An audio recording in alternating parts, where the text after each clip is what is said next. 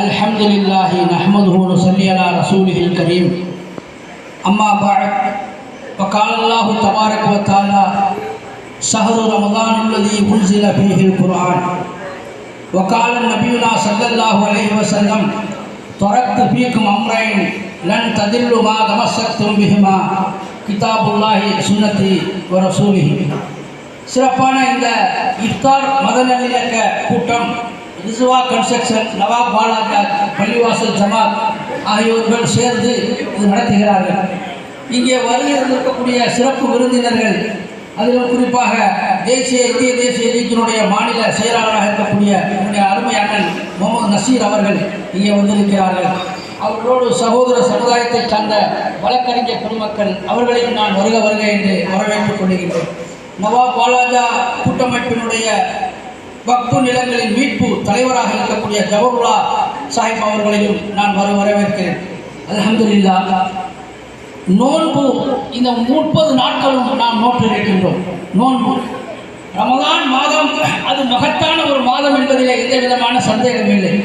ரமலான் மாதம் அடங்கி விடுவாரேயானால் அந்த மாதத்திலே நாம் நோன்பு இருக்க வேண்டும்.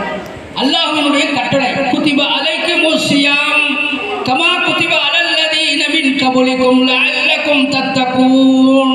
அல்லாஹ் குர்ஆன் மஜீதிலே குறிப்பிட்டு காட்டினார், ஓ மக்களே, உங்களின் முன்னோர்கள் மீது நோன்பு கடமையாக்கப்பட்டதை போன்றே உங்கள் மீது நோன்பு கடமையாக்கப்பட்டிருக்கிறது. எனவே நீங்கள் அந்த நோன்பை நோட்டுக் கொள்ளுங்கள் என்பதாக அல்லாஹ் நமக்கு கட்டளையிட்டிருக்கின்றார்.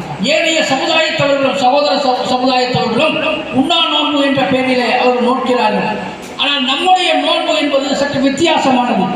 எந்த விஷயத்தையும் உண்ணாமலும் பருகாமலும் 12 மணி நேரத்திற்கு மேலாக பசித்திருந்தவர்களாக தாகித்திருந்தவர்களாக இந்த மாதம் முழுவதும் நாம் நோன்பு நோட்டிருக்கின்றோம். ரமலான் மாதம் நம்மை வெகு வேகமாக கடந்து சென்று கொண்டிருக்கின்றது. அந்த மாதத்தினுடைய அறுவை உரிமைகள் எல்லாம் நாம் ஏற்கனவே அறிந்திருப்போம். ஆனால் நோன்பு நமக்கு என்ன சொல்லிவிட்டு போகிறது, நோன்பு தரக்கூடிய பாடம் படிப்பினை என்ன என்பதை பற்றி சுருக்கமாகவே நான் சொல்லி முடித்துக் கொள்கின்றேன். 3 விஷயத்தை நமக்கு கற்றுத்தருகிறது. முதலாவது நோன்பு பொறுமையை கற்றுத்தருகிறது. குர்ஆன் மஜீதில் வஸ்தஈனு பிஸ்ஸப்ரி வஸ்ஸலா, தொழுகையை கொண்டும் பொறுமையை கொண்டும் நீங்கள் அல்லாஹ்விடத்திலே உதவி கேளுங்கள் என்று. அந்த பொறுமை இல்லாததின் காரணமாக நம்முடைய விஷயங்கள் எல்லாம் பாழாகி போய்விடுகின்றன. எனவேதான் அந்த பொறுமையை நீங்கள் கடைபிடித்துக் கொள்ளுங்கள் என்று நமக்கு பாடம் சொல்லி தருகின்றது. முதலாவது விஷயம் பொறுமை. இரண்டாவது விஷயம் ஆசையை மட்டுப்படுத்தல். நோன்பு நோட்பதன் மூலமாக என்ன பலன் கிடைக்கிறது என்று சொன்னால் நம்முடைய ஆசைகள் மட்டுப்படுகின்றது. நபிகள் பெருமானார் ஸல்லல்லாஹு அலைஹி வஸல்லம் அவர்கள் சொல்லி காட்டினார்கள், யா மாஷர ஷபாப் மன் இஸ்ததா மின்குமுல் பாஅத ஃபல்யதஸவ்வத் இன்னஹு அகல்லு லில் பஸர்.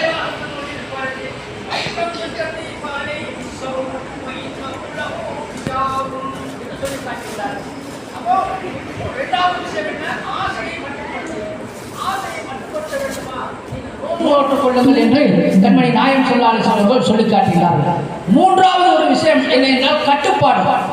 எந்த நேரத்தில் சாப்பிட வேண்டும், எந்த நேரத்தில் குடிக்க வேண்டும் என்ற ஒரு கட்டுப்பாடு நமக்கு அங்கே விதிக்கப்படுகின்றது. அந்த கட்டுப்பாட்டு நிலையை இராணுவத்தினுடைய கட்டுப்பாடு என்று சொல்வார்களே, அதே போன்றுதான்.